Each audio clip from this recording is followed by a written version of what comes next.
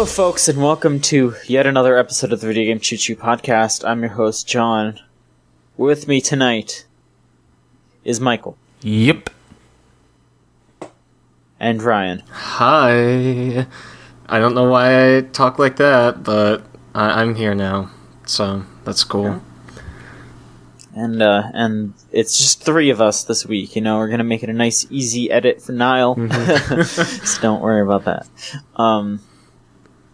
Folks, it's been a big week for game releases, I feel.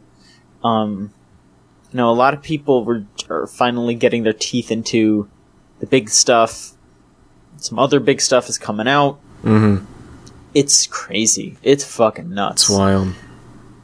I would just love to get right to it. Start talking about those games, because that's what's important. Damn. Recently is what's good, you know? Mm-hmm. Ryan, let's start with you. Okay. How have you been? I've been good. Busy as usual, thanks to my college experience, as I've said many times on this podcast. But you know, spring break's coming up. That's going to be fun. I won't be on next week because I will be on a boat in the Gulf of Mexico for 5 days.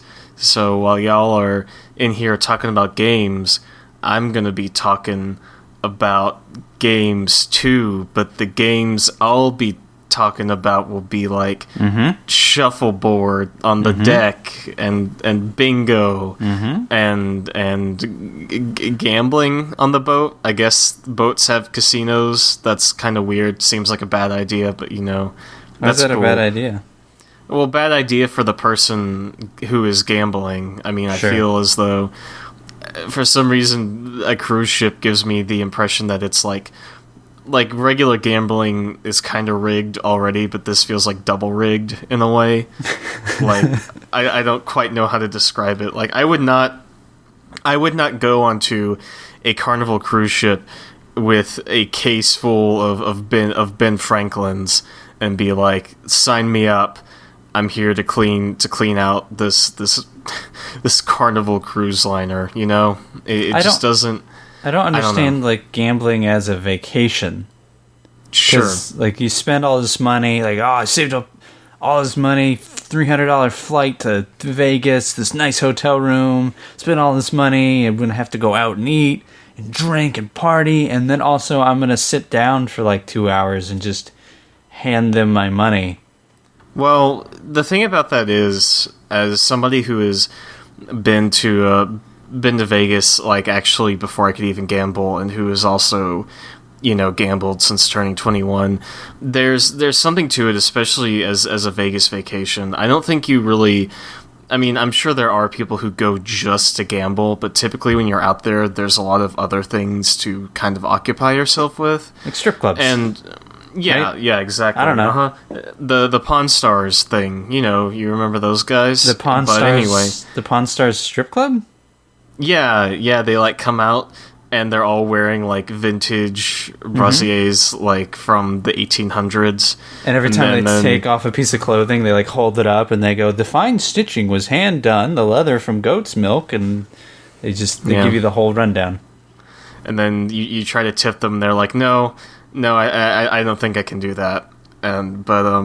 Anyway, where was I going with this bit? Oh yeah, when you go, generally for me and for kind of my family, you go gambling and you set aside money for that kind of thing. Like you don't, you know, spend more than you can afford to lose, I suppose. And I mean, obviously there are people who have a ton of money to just flush down the toilet, and there are people who gamble and who really risk it with that kind of thing. But you know, when I go out and do it, it's like, okay, here's money I've kind of had set aside from this, you know, let's see what happens. And it's not like I'm out hitting the slots every Friday night or anything, but you know what I mean. Anyway, gambling. When I was younger, we actually had the World Poker Tournament game for the PlayStation 2. So that's Why? That's a cut and a half. Some high quality entertainment. Yeah. Because, Michael, we had a PS2 and my dad played it and he wanted to buy the World Poker Tournament game. So we had it. All right. It sure was. It sure was a poker game. Could you on the PS2. customize your dude and put sunglasses on and a hat, and then when someone else won, you act like a jerk? That's the only thing I know about poker. That you could absolutely do that. I vividly remember that game having character creation where you can buy a bunch of golf hats and shit like that, and different sunglasses and polo shirts and stuff. Well, at least they understood what poker was. Yeah, absolutely. But that's a game that I played, a long time ago. So how about I flip this transition into a game I've been playing more recently? Smooth. Yeah. Mm-hmm. When you want a smooth transition, you really got to just point it out. You got to be like, hey, I'm transitioning now. Check this shit out. Yep, that's what I do. I just yell, I am transitioning now, and then move on to another check topic. This shit out. Time for a new topic. And then you slam a gavel. This conversation is over. Yeah, you really got to draw the lines. It's for the sake of people who might be listening to the podcast, making some food or something like that. I have to let them know, hey, we're about to change topics. Also, make sure your eggs aren't burning while you're enjoying our sweet dulcet tones of our podcast. But no, John, as you said, there's a lot that's been coming out recently, especially in the immediate last couple weeks. I have played none of it. I have not been able to buy any new games since Night in the Woods, which I finished as of last week, and there's a review up on the site if y'all still haven't checked that out. Other than that, I've been playing some newer games and some older games, I guess. I mentioned a while back that I had been playing the PS4 port of the first Resident Evil game. Kind of, kept clipping along on that. That's still great. I picked up the Hitman game from last year again because I got the physical edition. I played it pretty obsessively, and I dropped off for a couple weeks. And now that I've got a little bit of spare time, I've started it up again. It's still really great. Even now, even this far out, I still highly, highly recommend playing that game if you still haven't. I mean, Michael and John, you can both attest to that game being pretty enjoyable. Absolutely. And the third thing I've been playing, which is one of my all-time favorite on-again, off-again games, is Civilization 5, because I have not had time to play much of anything until the evening, and generally by the time that rolls around, I'm so tired that I just want to stare at a screen and click things, and Civ 5 is the ultimate game for that, especially being on a Discord or Skype call, or having music on in the background, or listening to a podcast or that kind of thing. So I've been playing quite a bit of that lately. And that game's still great. I don't know how many years ago that came out, but it's actually coming up on my, I think 3rd year anniversary of when I bought that game on Steam, so I've had it for 3 years, and it's still fantastic. Did either of you, John, I don't think you would have, but Michael, did you ever play the new Civilization, Civ 6? No, I never, I'm not sure if my PC can run it, so I never dove in, Gotcha. dived in, and picked it up. So Dived in, yeah. I mean, I specifically bought my current PC, which is nothing to, be proud of in terms of gaming prowess, but I bought it at a certain spec so that I could play Civ 5. So maybe my next purchase will be a computer that can play Civ 6. You want to know what my two or my one requirement was for my PC that I have now? Hit me. Yeah, I'll hit you. I'll hit you, bitch. Jesus. Yeah. Wow. Got angry there. That was surprisingly aggressive. That was aggressive, and I apologize. I'm sorry. The bit's been ruined, but the point is that the first game that I had bought for my laptop, where I realized it couldn't run it, was the Fallout 3 Game of the Year edition. And so when I bought my desktop, I was like, okay, the only two requirements are that it can run the Fallout 3 and Oblivion.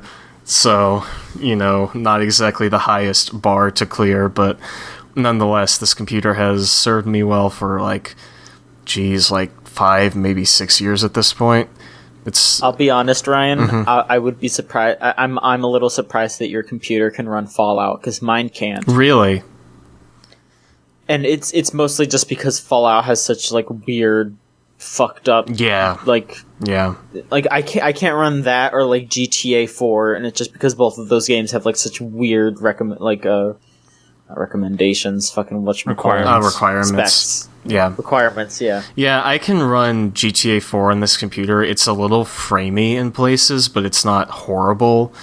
I'm pretty sure I could get some mods to fix it. Yeah. Because I can play newer, even more graphically challenging games than that. Absolutely. It's just like they're just so fucking bizarre. Like there's probably some mods that are basically like, hey GTA, hey Fallout, chill the fuck out, and then I'd probably be fine. Like, I don't know what it is about Fallout, but I found that New Vegas runs better on this computer than Fallout 3 does.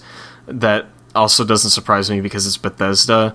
But I have no problems with New Vegas. Yeah, that's because that's an Obsidian game, so it's actually good.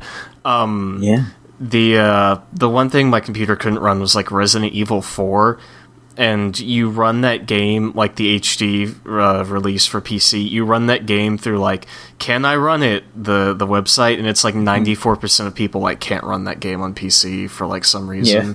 Yeah. It's really bizarre. But anyway, a little bit of computer history from me.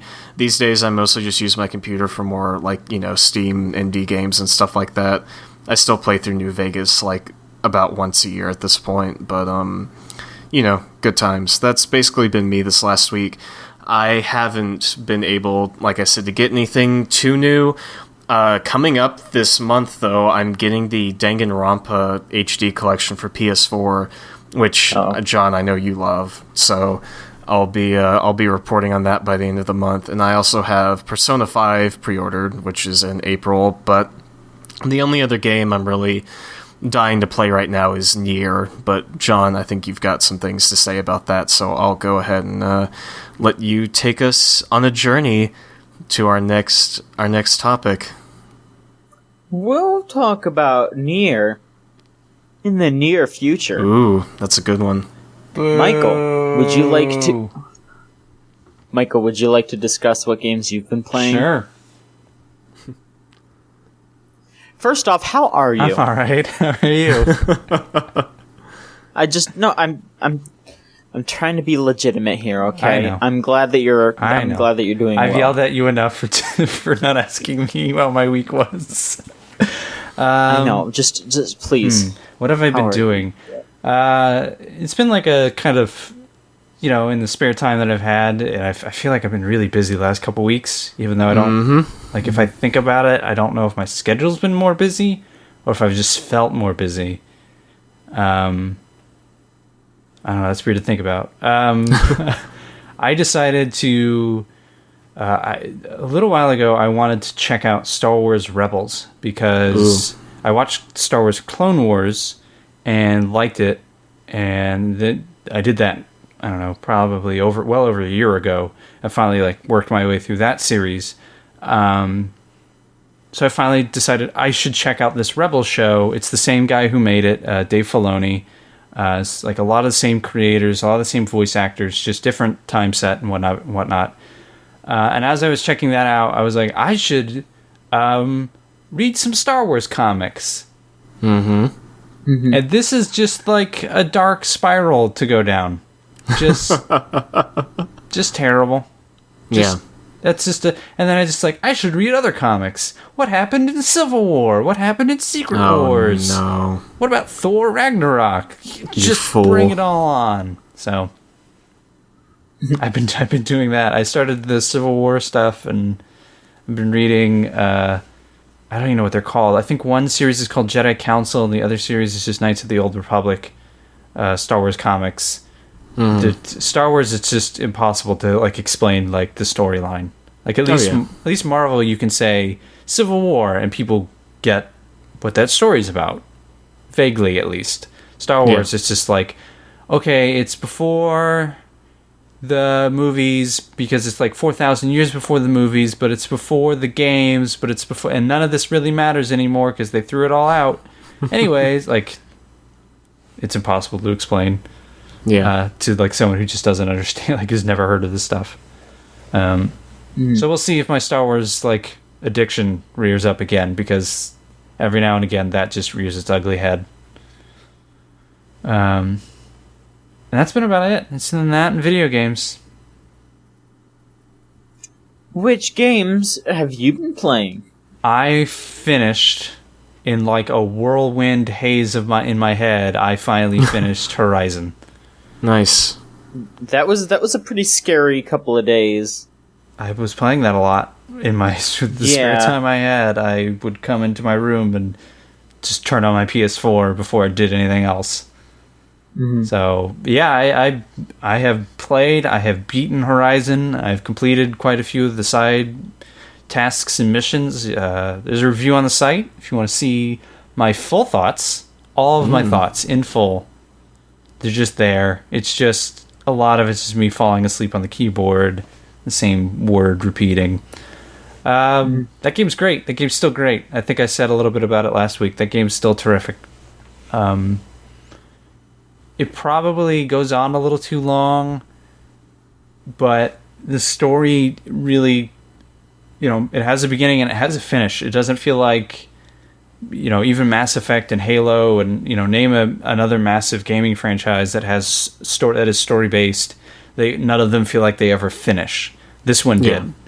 Like, there's still plenty of stories that can be told in that world with those characters and the sort of story that they built up, but just the basic story of who is Aloy, why is she the protagonist, and what happened to this world, all that gets told, all that gets wrapped up, and I in a pretty satisfying way. I felt I did run into one problem where I had found like secret armor that had a shield on it, which meant every time I got hit, the shield would take the hit for me. Mm-hmm. And I was already pretty good at not getting hit more than once or twice in a row. So I was damn near invincible in the last two missions of that game. I did have a couple moments where I was nearly where they like a single blow would take out like half my health. So, but I was just using my little medical stuff so sparingly that I had plenty of it in reserve. But yeah, that game's great. Mm-hmm. I don't know what else to say about it. I didn't say last week or wasn't in my review.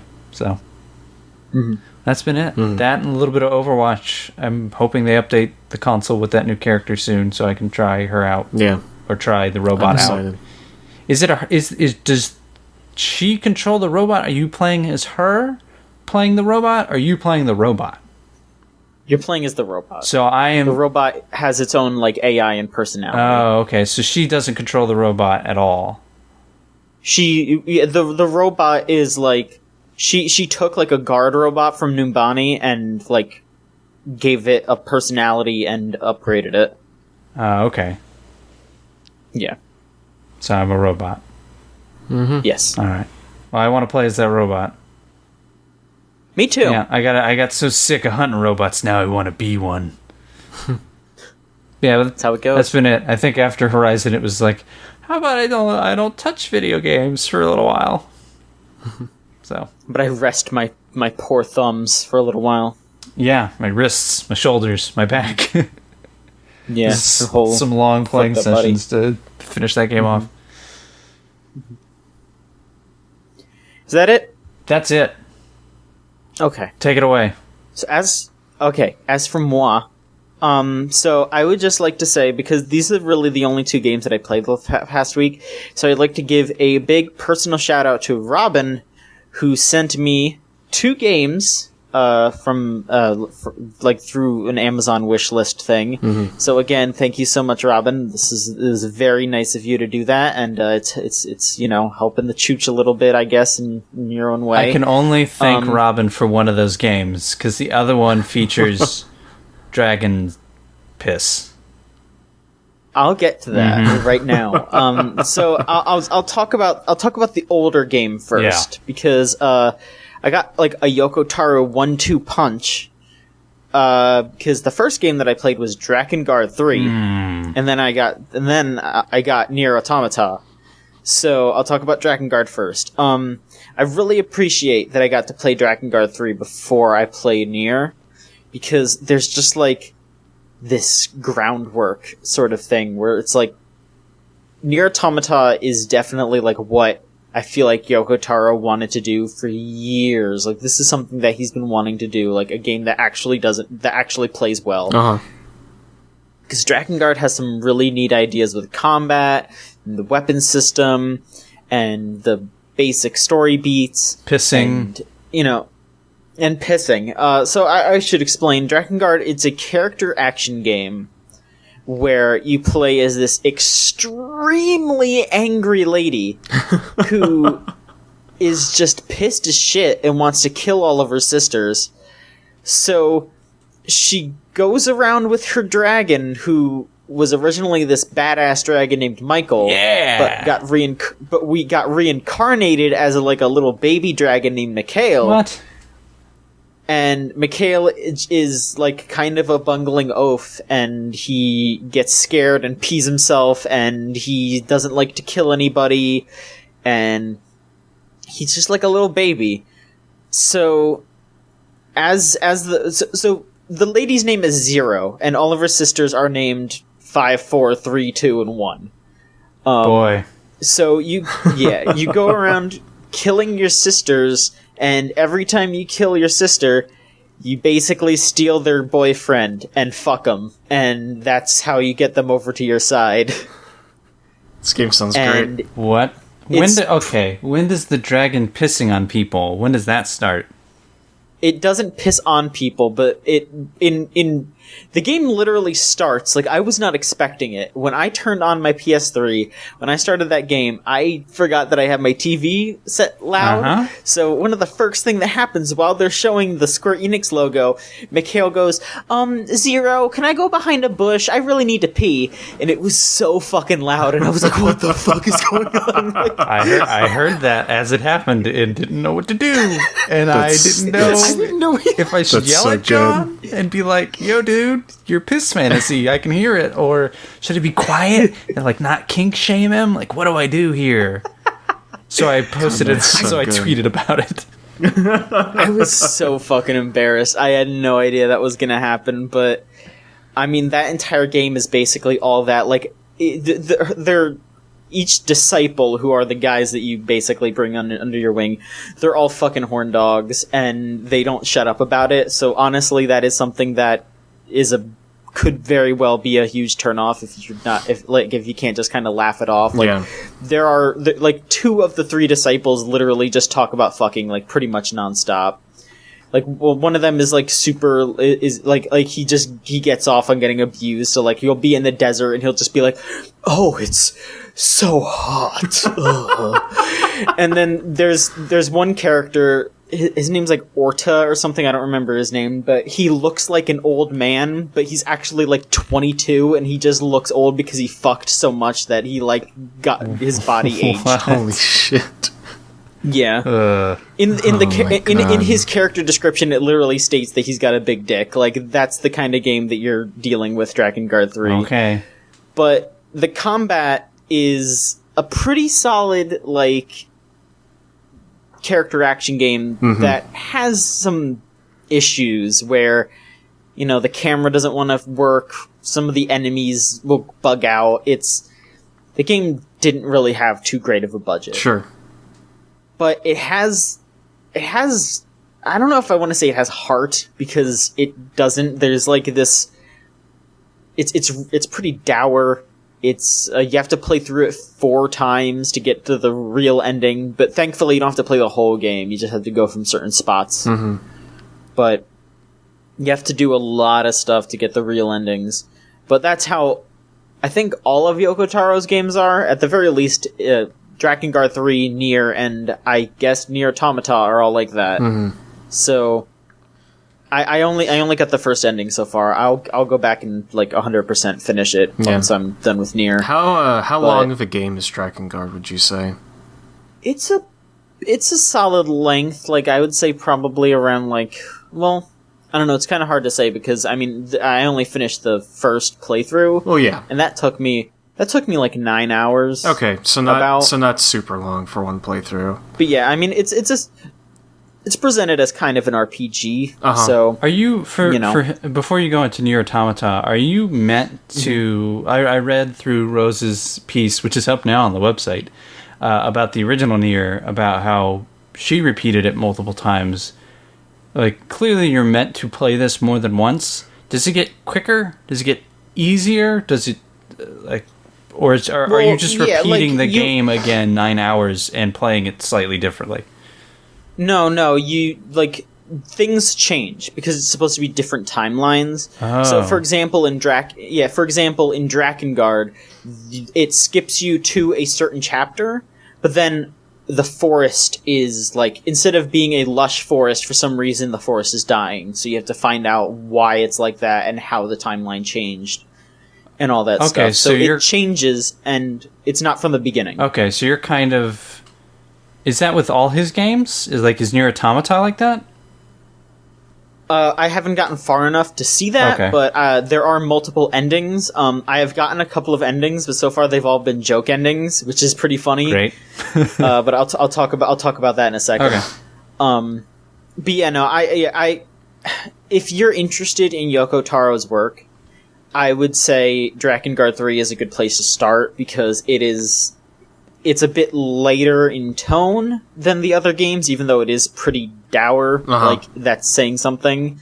But, you know, if you can get past the fact that they talk about, like, screwing every 5 seconds, it's pretty okay. It has something to it. Okay. But Nier Automata, I can talk about that. Sure. Now, yeah, if you're if you want to go in on this kind of game, yeah, like, you know, Drakengard's good. The original Nier is also supposedly good. If you want to hear more about that, like Michael mentioned, check out the site. Rose wrote up a wonderful piece on the first Nier. That, you know, I wish that she could be on, but she's going to PAX, so yeah. She's living the big life right now. But Nier Automata it's fantastic. As soon as I started playing it, I was just enraptured. I'm not 100% sure how it ties into Nier, and by extension Drakengard, because Nier is a spin-off of Drakengard. Sure. So, but I've already run into some characters that are from other Yoko Taro games. Like, they explicitly, if you talk to one of the shopkeepers in Nier Automata, he mentions a character from Drakengard 3 by name, which is pretty crazy. Yeah. There's just something to Nier Automata, though, that, I mean, I feel like it's probably the combat, because Platinum made the combat. Mm-hmm. Or they made the game, basically. They made the whole game. I wasn't sure what to expect playing the demo, because the demo was really linear, and I was sort of expecting it to be like a Metal Gear Rising style experience where you're just going from point A to point B, you're battling all the enemies, and that's pretty much it. And that's not a bad thing. I was ready to be perfectly happy with that. Sure. But after you get past where the demo is, like, you have to basically play through the demo again at the beginning of the game. Once you get past that and you go back to Earth, it's a semi-open world RPG. Interesting. And it's amazing. It is so good. Like, the writing is, like, really, it's heartwarming in a weird way. The character interactions are really cute and interesting. The combat is, oh my god, the combat is fucking amazing. It is some of the best combat I have ever played in a Platinum or a character action game, period. Like, they refine their work every time they put out, like, a big game like this. And again, they have hit that next milestone of, this is better than, like, Bayonetta 2, which was better than, like, Revengeance. And, you know, sure. They keep getting better. Yeah, it's escalation. I don't know, it's so fucking good. Like, the music, like, I have the in-game clock on Nier Automata is gonna be fucked up for me, because I have gotten to a point in the game and a song has started up and I have put down my controller and just listened for like 20 minutes because of how great a song is. Like, I've just been like, oh my god, this is like a legit beautiful, like, oh my god. Yeah. It's something else. It's really something else. But yeah, you just to run down like the story, you play as an android woman named Yorha 2B, and you are tasked with fighting off machines that have basically taken over the Earth, because aliens attacked Earth and, using their machines, drove all the humans to the moon. So the humans basically sent a bunch of sexy android ladies to fight the robots on the Earth. Uh-huh. And it's pretty fucking baller. Yeah. But there's so many different weapons that you can get. Like, there's short swords, long swords, spears, combat bracers, and I think there's something else. I don't remember, but yeah, those are the kind of weapons that you can use, and there are so many different ones. There are ways that you can mix and match your combat by putting different weapons into the light and heavy slots. So you could put like a short sword in the heavy slot, and then use that as your heavy weapon, and it changes your combat completely. Like, you could do pretty much whatever the fuck you want with the combat system. Sure. You could even change what the HUD looks like. Like, there is a little section in the menu that's like, here's all the chips that 2B has in her like brain or whatever, and you can take out parts of the HUD in case you don't want to use them. That's wild. So you can make it so you don't even know what your health is. Yeah. You can make that if you want. And there are other chips that you can get to change up the game. Like, oh, you can get this chip and it gives you a counter. You can get this chip and all of your attacks have a lightning effect. There are just so many things that you can do in that game, and it makes combat just ceaselessly entertaining. You know, the quests are pretty... I wouldn't say that they're anything special, but just the fact that it gives you more opportunities to A, interact with that world, and B, fight. Both of those things are the two things that I want to do the most right now. So I'm very happy with Nier Automata. That's good. But yeah, I haven't even gotten the first ending, but or the first real ending. But something really funny is that there are certain scenarios where you can die, and it just shows you, like, it says, like, oh, well, 2B died, and then it shows the credits, like, hyper fast. And then it's so good. Like, there's just one where you go up to a lady who is named a Jackass, by the way. There's no reason why. Her name is just Jackass. And she gives you a mackerel, and she mentions, I heard somewhere that androids shouldn't eat mackerel. Then you eat it, and 2B's just like, well, it tasted real good, as her body seizes up and ceases to function, and then it just shows the credits really fast and kicks you to the main menu. That's super good. That's something every game needs, to be completely honest. Yeah, so I mean, honestly, as soon as this podcast is over, that's exactly what I'm going to go back to doing, is playing Nier. It's so fucking good. Hell yeah.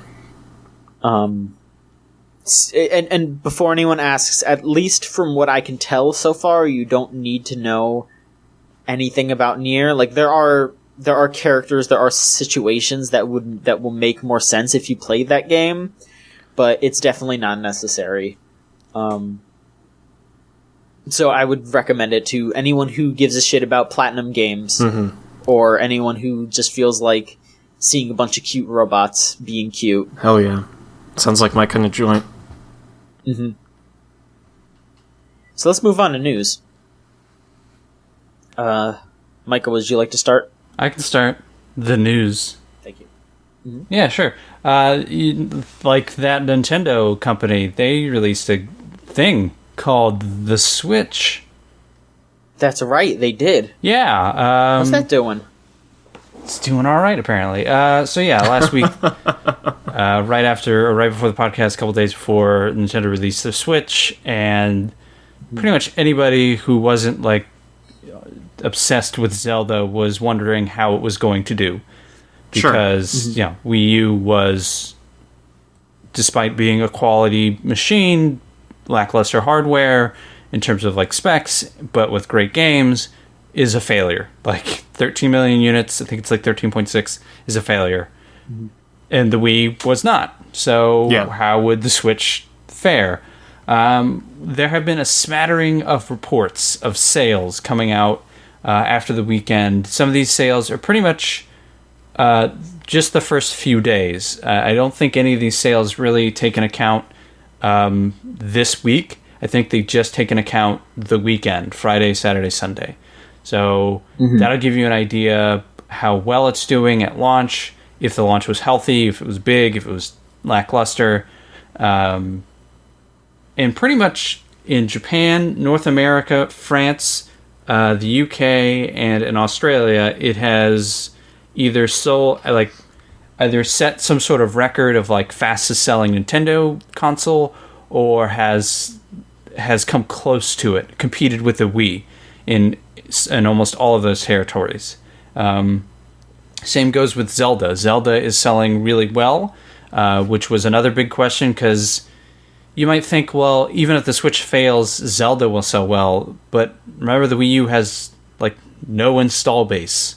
So those 13 million people might go out and buy Zelda, but but those 13 million people are more likely to go buy Switch and buy Zelda. So how well is all that doing? In Japan, the Wii, the Switch, not the Wii, sold about 330 units, which is smack dab in the middle between the Wii and the Wii U. The Wii did like 360, and then the Wii U did like 307 in the same span. And then Breath of Wild did about 200 shipped, 200,000. So, and then they didn't give numbers. A lot of these numbers are coming from third-party sources. None of these are coming from Nintendo, so who knows how accurate they are. Reggie did not report any numbers, but he did say that just in the first 2 days of sales, it was faster. Exceeded the first 2 days sales in the region for any system in the company's history. So, jeez. In North America, outsold even the Wii, which the Wii is a weird case because the Wii really didn't. I know it had a lot of supply issues here, but it didn't really seemingly catch on for like a little while. Yeah. I feel like it wasn't this sort of like, oh, this is going to be a monster until a year or so when it was still selling. So as of right now, the sort of big thing is that if this continues, the Switch will be a success, because the Wii U sold well at launch, sold about this well, but just couldn't keep up. They could not keep reproducing these numbers. So as is, if it's selling this well across the world, and if you just assume that, it's 300,000 in Japan, let's say it's the same about here, and it's France reported, according to Le Figaro, I assume that's a newspaper, it sold about 100,000 there. So if you assume another 300,000 for UK, France, and Australia, that's 1 million units. And that's terrific for a weekend. And then as well in Australia, Breath of the Wild outsold any other Nintendo game that wasn't a pack-in. So that's even Wii Sports. Yeah. So far that's pretty good. Like, sounds like the Switch is had a healthy launch, but we'll have to wait and see exactly. Splatoon 2 will be the next milestone to look back and see how is this doing in the meantime, with little stuff like ARMS coming out. Like, does that drive sales, or do titles like Splatoon 2 and Mario later this year actually drive sales? So, Switch so far is healthy. Good. Yeah. I was in one of my classes yesterday, actually, yesterday at the time of this recording, I'll specify, and I saw someone there in real life for the first time, just sitting on the floor playing Zelda on the Switch, and that's when it kind of hit me that this thing was like out there, real, and real, and like actually pretty dang cool, just to see somebody sitting there and have this like really sleek screen with these little handheld things like playing Zelda like in this RTF studio. Like it was nuts. Like I could not believe it. So it's still not something that I personally am going to buy anytime soon, if I do buy it at all, but that thing looks awesome seeing it in person. I'm curious, like, because I have friends who love Nintendo, and they love, and some of them love it for different reasons. Some of them love it for Smash. Some of them love it for like Monster Hunter. So I'm curious if, and some of them love their 3DS, and some of them love their Wii and their Wii U. So I'm curious, like, of all those people I know, how many of them look at the Switch and go, I need that, I really want that, and how many of them look at it and go, because I know some of them will look at Zelda and think that they really want to play it, and others will just shrug their shoulders. So I'm curious, among those people who I think of as Nintendo fans, will go out and get one. And I think between now and right after E3 is the time Nintendo has to convince those people you want to switch. Like, I'm convinced because I want to play Zelda, but every time I think about that, I think, or I could just not spend $300, spend $60 and just buy it on a Wii U. Yeah. And that's not, like, as someone who owns a Wii U, that's not something Nintendo wants me thinking, because you would hope, as a guy who I've owned every single Nintendo console except for the original NES, like, you want me thinking, like, I want to Switch. So, to me, that's like, these sales numbers indicate that they did a very good job convincing the million people across the world to buy a Switch. Now can they convince them to, like, the next million and the next million, so that by the time Mario comes out, like, that can sell 1 million units in a day or within a couple weeks, so that they can sell this thing to other people and to other companies. Otherwise, like the Wii U will, just like the Wii U, it'll fail, because all the third parties will look at this thing and go, it has how many sales? Like, because I remember that first few months of the winter and spring after the Wii U launch. I just remember those first few months, just Nintendo just releasing those sales figures, and it just getting sadder and sadder. So I really hope that this can continue. And it's also good to point out that both the Wii and the Wii U were launched in December, and this thing was launched in March. So maybe that affects sales, maybe it doesn't. I don't know. Yeah, and there's plenty of time to work up to those big Christmas sales with this, I think. Yeah. Especially since Mario's coming out around that time. I think, Michael, if what you're saying is right, where they managed to get, like you said, the next million and the next million to buy that console, then I think their sales at the end of the year are going to be pretty stellar, hopefully. Especially if they can bundle in, like, come on, One Two Switch needs to be a bundle. Like, give it a few months. ARMS needs to be a bundle, or maybe a special Zelda bundle, and throw in some amiibo or something in there. Like, that stuff has to, I mean, maybe at E3, I don't know, or TGS. That seems like a good place to do that stuff. So, but I don't know. I have my fingers crossed. I like competition, and that thing seems neat. So I hope they do well. Looks pretty cool. Thank you very much for reporting on that there, Mike. Ryan, it's your turn. Hey, it is my turn. So, Michael, you said you've been playing Overwatch recently, yeah? Overwatch, yeah. Yep. Well, last week we kind of talked about some new news with the upcoming character Orisa, and now there's some more kind of Overwatch news that I am just going to bundle up into a big 2 or 3 part thing I will call the Overwatch Watch. So on this week's Overwatch Watch, y'all remember when they added the new custom game server to the game, right? Yeah. Where you could make your own server and have your own mode with that kind of thing. That was a pretty recent development. but it already turns out that people have started to use the custom game server to farm experience points. They apparently have been setting up skirmish. Yeah, it's kind of like a fancy skirmish, like a fancy seafood dish. Anyway, they've been setting up skirmish matches where you can just like pop in and then just kind of go AFK and collect experience. And you know, people have kind of thought that, well, Blizzard hasn't said anything about it, so I guess it's okay. But in a forum post, the game director, Jeff Kaplan, made it abundantly clear that people should not be doing this, and in fact, Blizzard will be taking action towards the competitive servers thanks to... or not competitive, excuse me, custom servers, thanks to people using it to farm experience points. What's the... Well, one, I'm surprised they even have experience in custom games. That sounds like a great way to that this opens up to cheaters. Yeah. Cheaters, in quotes. How is this cheating?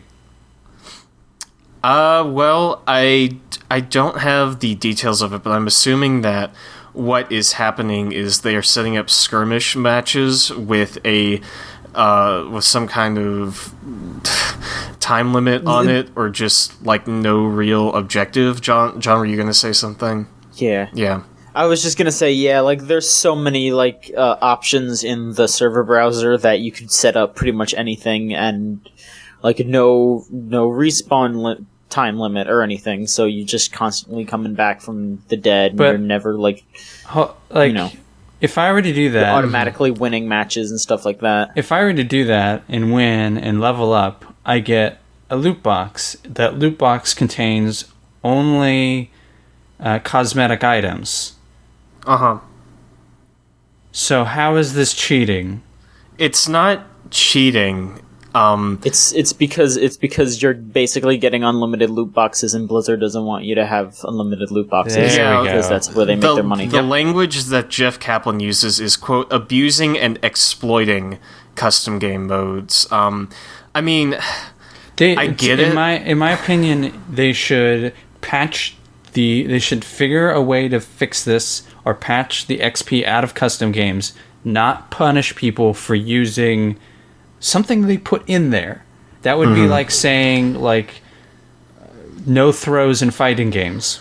Well, no, the throw is in there. If the developer didn't want you to use throws, there wouldn't be throws in the game. So, yeah, I mean, I get what you're saying, but I don't necessarily agree with it. Like, I think people should be playing the game, honestly. Like, I feel like it's less, don't use throws, and more like wave dashing and Smash Bros, where it's something that like not everyone will be able to use, and like it does kind of it is exploiting the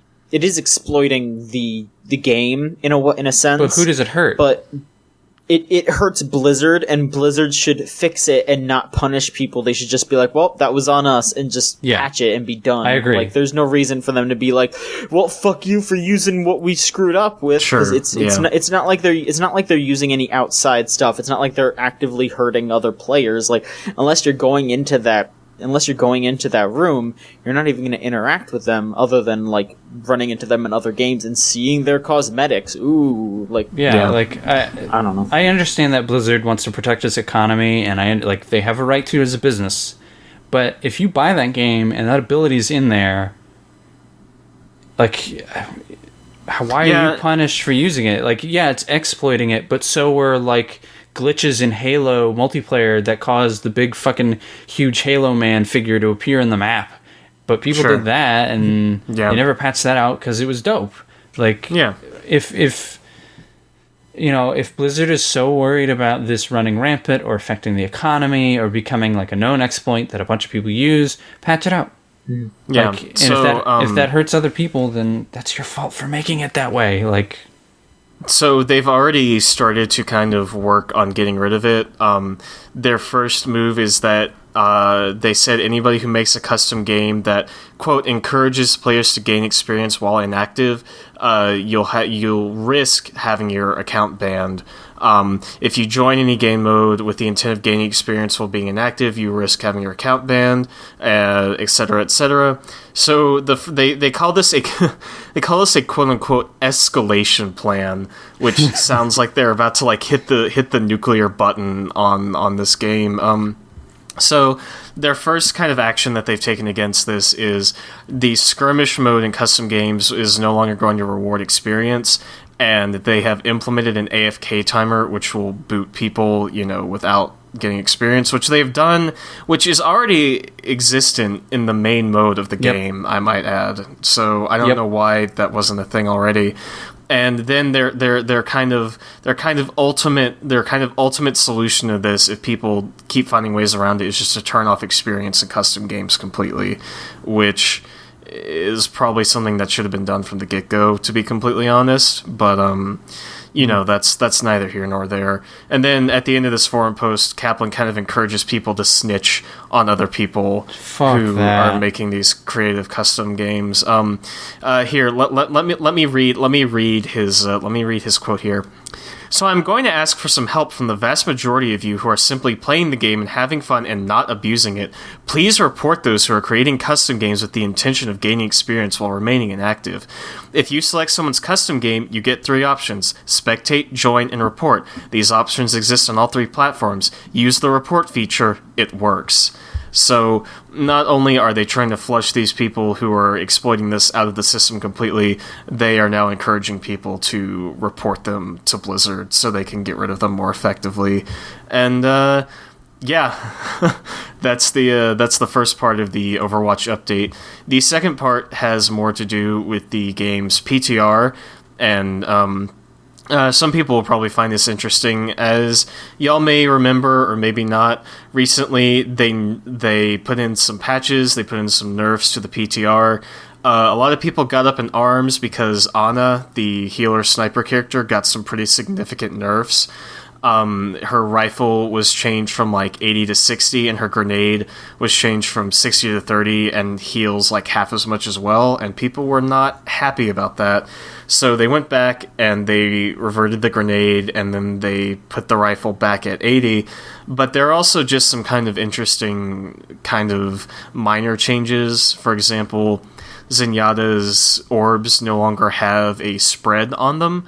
They're kind of back to being pretty, what's the word I'm looking for? Not mathematical, but they don't deviate from like a straight line, basically. Like recently, they had changed Zenyatta to when he fires his orbs, they have like a minor deviation, going a little bit up or a little bit down. But now they're all in a straight line, so he's back to being kind of sniper-esque with those.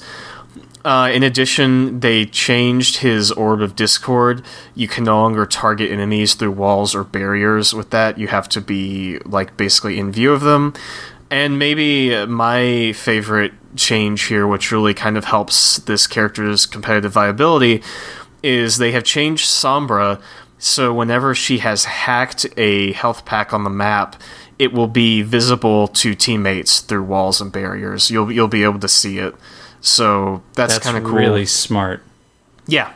Apparently there was a community thread that had like 600 upvotes, and Blizzard noticed it and they added it in. And there's some footage of it, and it's really nice. Like you can like go behind stuff and just see it through that. Like the same kind of thing with Mercy, where you can see critical teammates through walls and that kind of thing.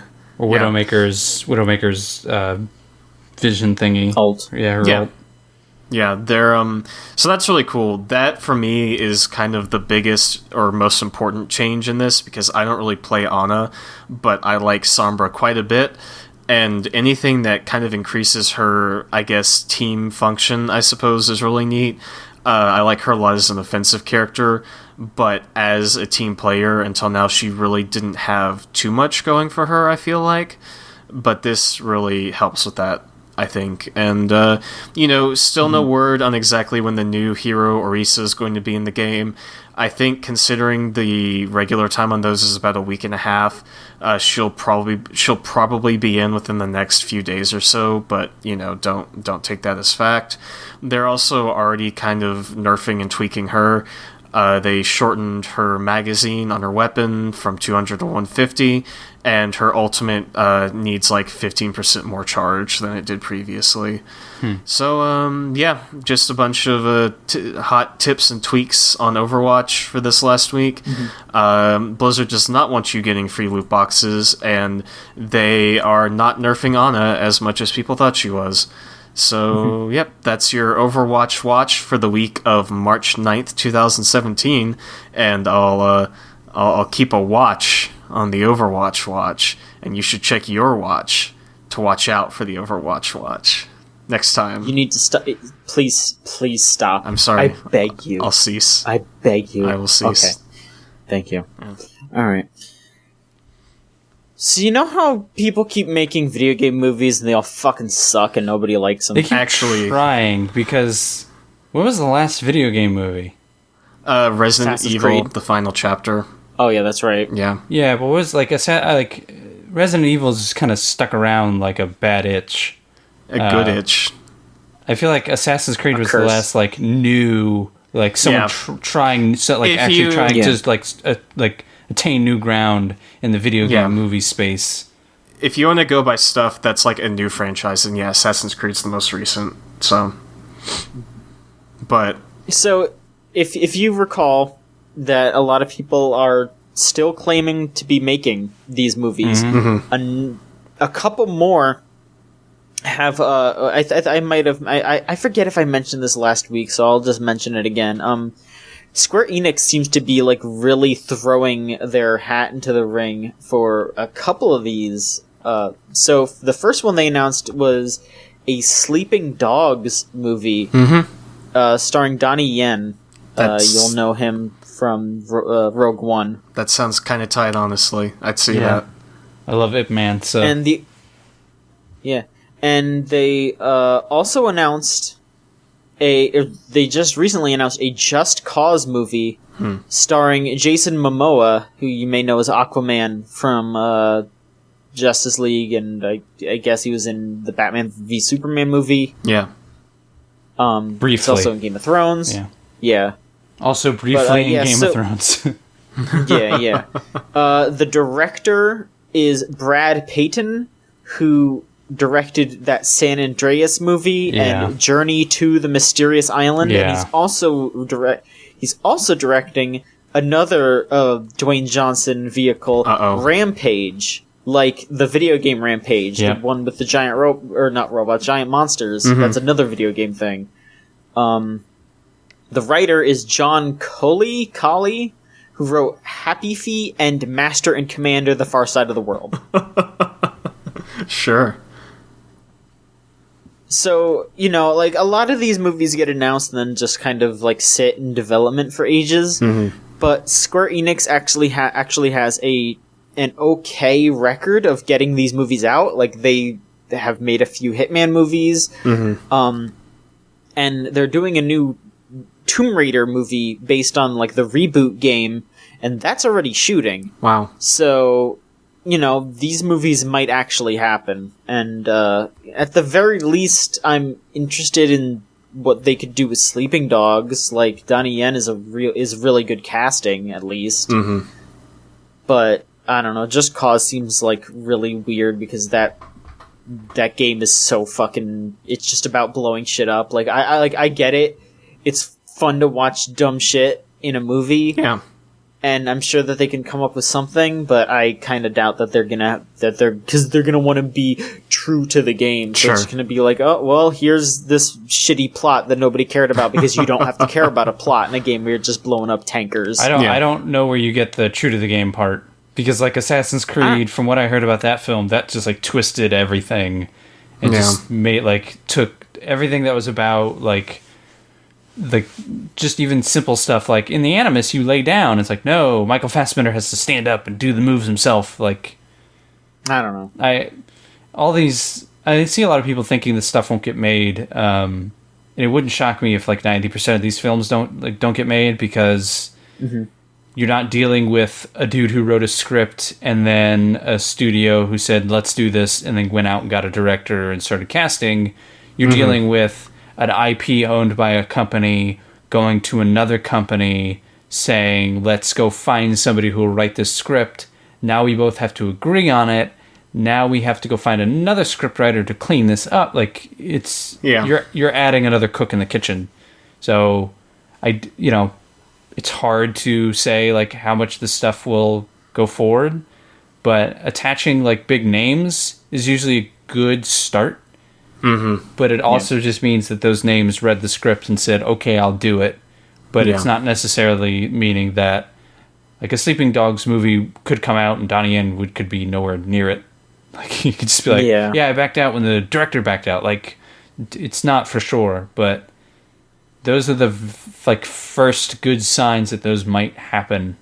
I've also seen a lot of people say that like, hey, Sleeping Dogs couldn't get a sequel. Why would it get a movie? Like, Need for Speed is not like a very popular franchise, but it got a movie. So none of that matters. It's just about companies look at those names and say, how well did those games sell? Oh, 1 million copies. Okay, that's at least 500,000 people who will come to see our movie. Cool. Yeah. They'll come to see it because of the name. They don't care if it's bad. Yeah. So, or even then, like, a lot of people will just go see one of those movies even if they don't know what the game is. Like, it's an expanding the market, and it's also a lot less on Square. Like, they don't they just have to give the rights over to a company. Yeah. So it's not as active as actually making a new game, And it's probably it certainly takes. Well, I don't know if it takes less time or costs less money. It's probably certainly costs less money. But for active work, like a larger group of people working a longer period of time on a video game than on a movie. Like, it's a smaller group of people who are doing other things, work on a movie for about the same period of time before a year out real work truly begins, depending on the film.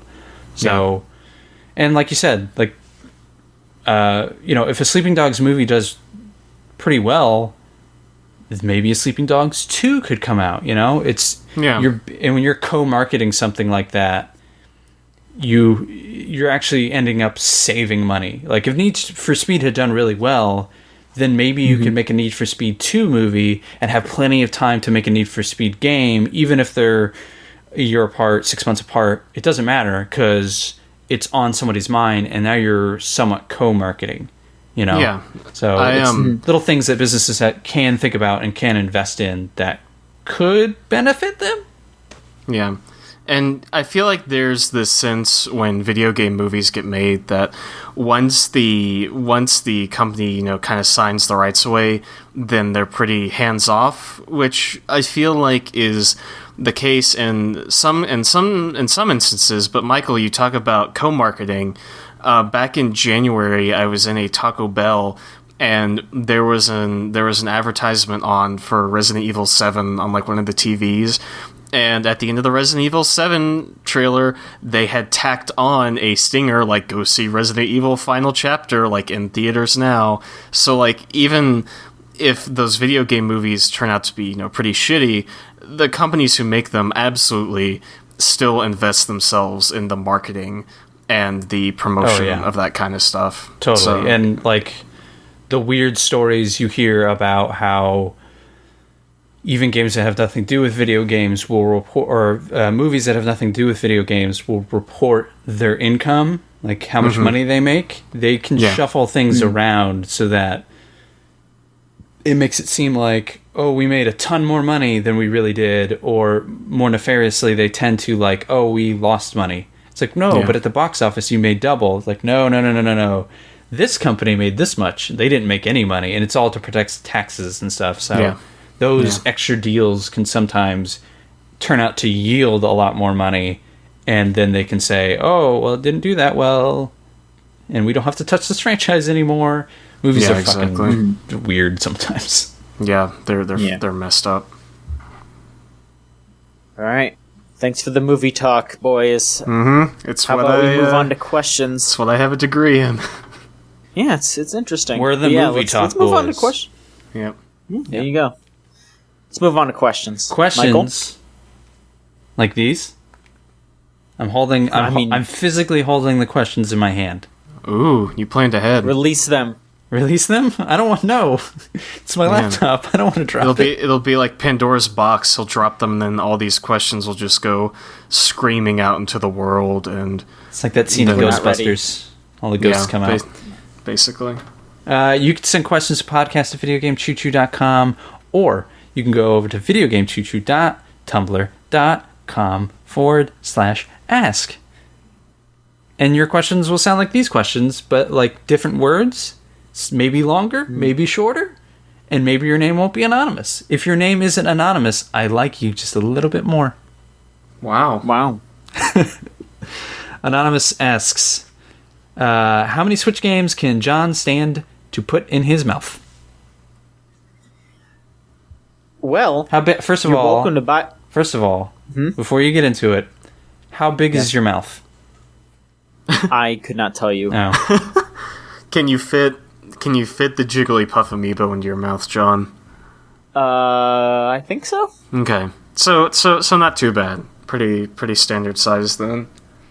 Sure. My answer is, why don't you all buy me a Switch and some games and find out? Ooh, incentive. There you go. Yeah. Yep. Because there's not enough Switch games to actually find out. I mean, I feel like we'll see how it goes. Yeah, I feel like you'd get more enjoyment out of 1-2 Switch by like licking the cartridge than you would by actually playing the game, but I don't know. Anonymous asks, both the newest Zelda and Final Fantasy incorporate survival mechanics like food consumption. Is this a new trend, and what do you think of it? Well, was this asked by Anonymous really quick? Yes, Anonymous. Well, Anonymous, there's something I'd like to tell you. I wouldn't really call this a new trend because crafting food for survival has been around for, millions of years at this point. It's the game of life. Great. All right, well, to actually answer, I feel like Zelda is more of the actual, crafting and surviving elements. Mm-hmm. Because Final Fantasy, for Zelda, it's your health, but...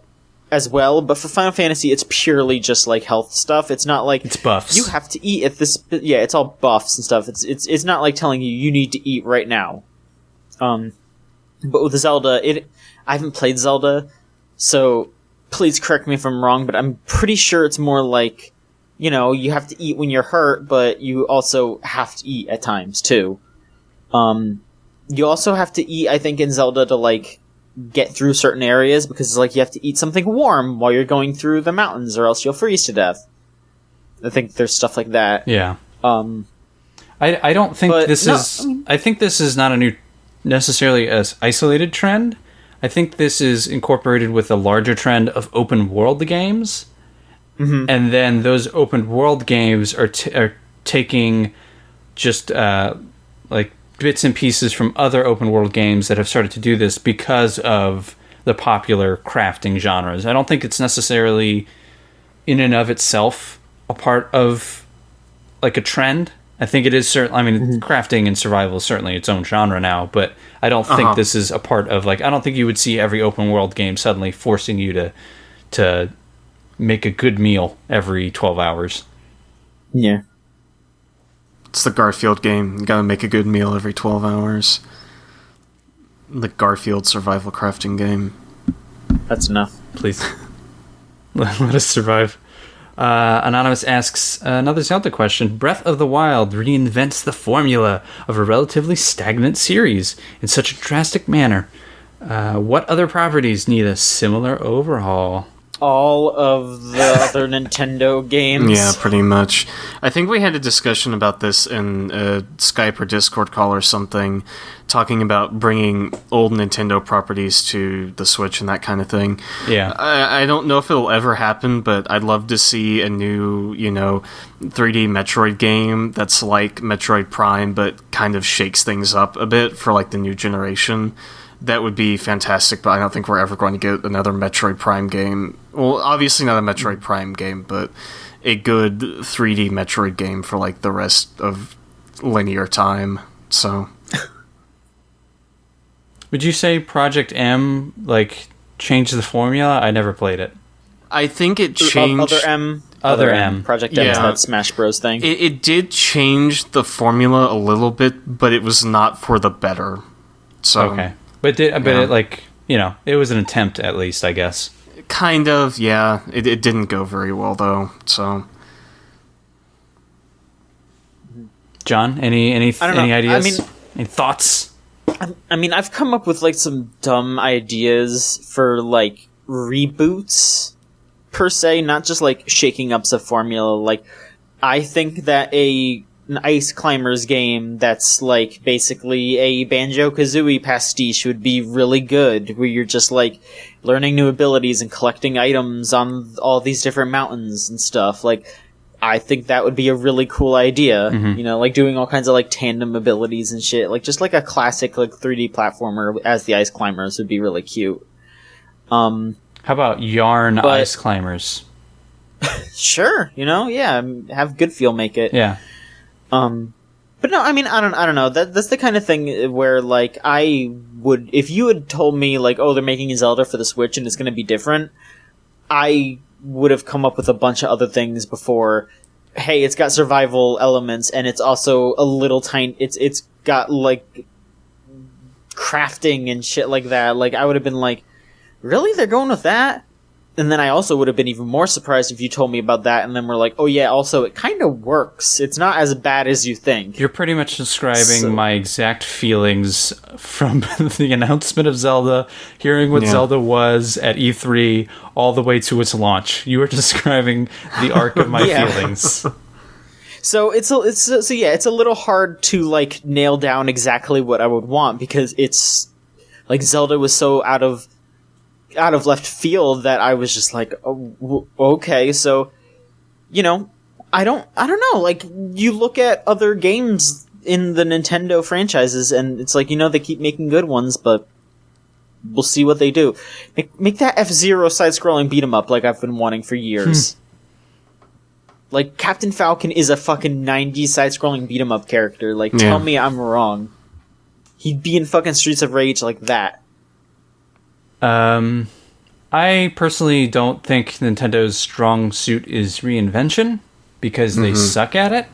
Yeah. I think their strong suit and what it needs to be is new IP. You know, look at Splatoon and how in love people got with Splatoon, even though it's probably not, you know, it's certainly not their greatest game of that console, but people loved it. Look at Smash. Like, Smash was an out-of-the-box, it wasn't new IP, but it was, I guess you could technically call it new IP. It was out-of-the-box thinking, and they decided to move it outside of the traditional franchises. And look at the following that has. So I don't think they should look across their catalog and necessarily pick at every little thing and say, let's redo all this stuff. I would rather Nintendo think of new IP, which is probably harder. But if I think of a single franchise that needs to be redone, and I don't think it'll ever happen because I think they just tried to do it, and fans said, well, I want the regular one, was Call of Duty. They desperately need to figure out what the next step is for Call of Duty because Battlefield ate its lunch, and you know, for now they can keep going because the sales, even though they tapered off last year, like they'll just keep going. But at some point that needs to change, and they have to figure out, having since ruined the first-person shooter genre, how do you reinvent it to where people don't expect you to be like Call of Duty or an esport, you know? So, you know, Splatoon found that answer. Can Activision. So to me, that's like the big one. That and maybe like Halo, but I've kind of tapered off on Halo personally. So next question, PSI Kick asks, and this is only a question for John. Favorite Nier NPC and why is it Father Servo? Oh, Father Servo's pretty great. he's this kung fu master that you fight on a roof, and every time you fight him, he makes you go get new parts so he can upgrade himself, so you can fight him again and he'll be stronger. Nice. That's pretty great. Pretty dope. Yeah. I really like. I don't want to spoil anything major. Don't. Because there's some really great NPCs, but I'll just say I'm not going to. I just said I don't want to, so I'm not going to. Okay. I really like Pascal a lot. He's just him, and everything that I'll just say everything that surrounds him is just so heartwarming. And as I entered that area and that music was playing, and I was just like, my heart grew 3 sizes that day. Yeah, that's all I will say. Like, once you get to that part, you're just gonna be like, oh my goodness. Like, aw. It's so good. Anonymous asks, favorite oddly specific fetish moment in a video game? Mine is the Vor level inside the alien Yoshi from Mario and Luigi Partners in Time. Oh my Anonymous, God. I think you're reading way too much into that level. But I don't know. Anyone have a strange level that is just off the wall and kind of weird, but you love it anyways? No, you mean like fetishy, right? Whatever, however you are sexually aroused to it or not, whatever you want, my man. No shade thrown. I had like a really good joke answer for this, but now you've kind of turned this question on me in like a really weird way that I feel like if I say it, then it's gonna be like a joke that isn't funny at this point, because you've turned this like magnifying glass of irony like right back on me, and you kind of legitimized it, so it's like it's not funny anymore. Yeah, it's kind of fucked up. So for the sake of the goof, I'll say that I was going to say the Great Mighty Pooh from Conker's Bad Fur Day. But if you asked me to like come up with like a legitimate answer for this, I don't think I'd have anything. So there you go. Yeah, I don't think I have one either. No. John, you've got one. What the fuck? What? Shut up. Just, I know you so well. Damn it, we fucking see what he does. Together. See what he does, Sean? He flips it on you, and then it's like your friends. problem. Yeah. Yeah, like, I mean, this isn't episode 69.3 yet, so I can't talk about it. I'm sorry. Okay. I'm pleading the fifth. Okay. All right. Well, the sheets stay clean here tonight, so. Yeah.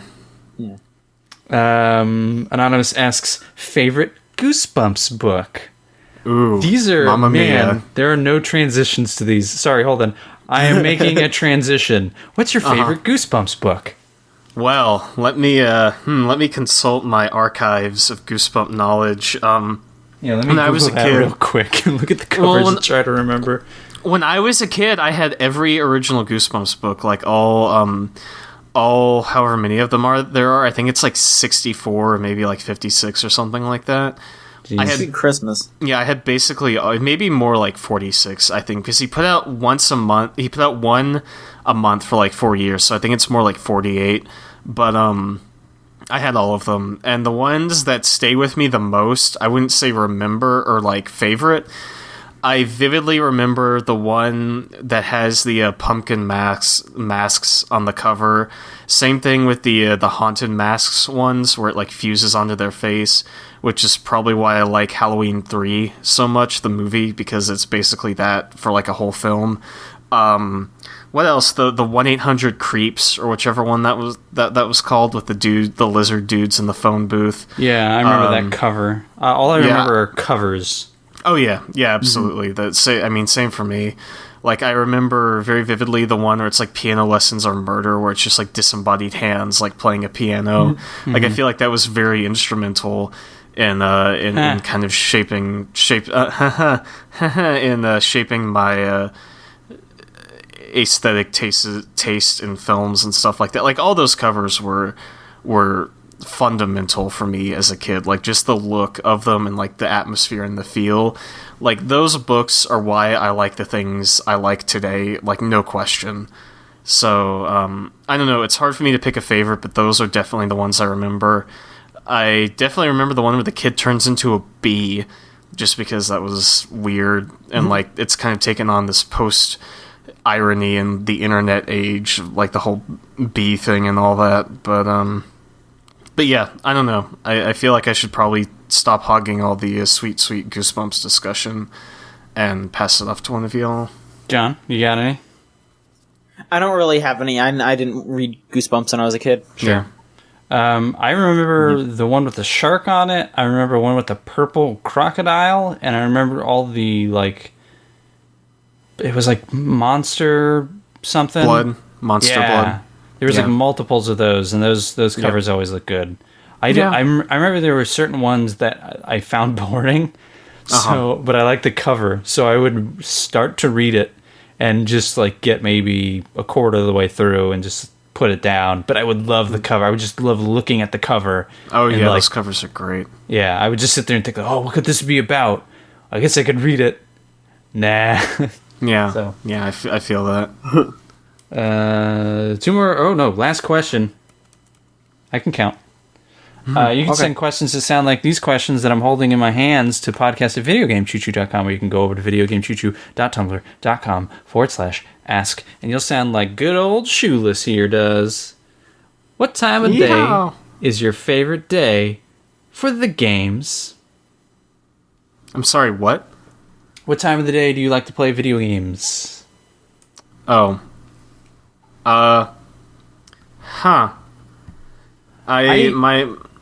Sorry, go ahead.